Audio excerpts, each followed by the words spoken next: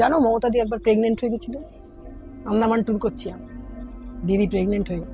দিদি জানো মমতাদি একবার প্রেগনেন্ট হয়ে গেছিল, আন্দামান ট্যুর করছি আমি, দিদি প্রেগনেন্ট হয়ে গেল। দিদি তখন যুব কংগ্রেস, তখন দিদি বললেন সোনালি দেখ আমার না শরীর খারাপ হয়ে গেল।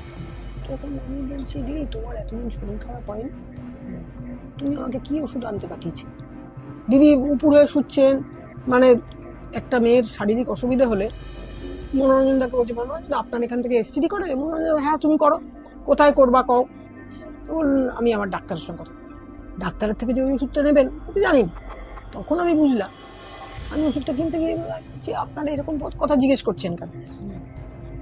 বলে না ম্যাডাম এটা তো সাধারণ লোককে দেওয়া যায় না, সাদি সুদা ওরা ছাড়া দেওয়া যায়।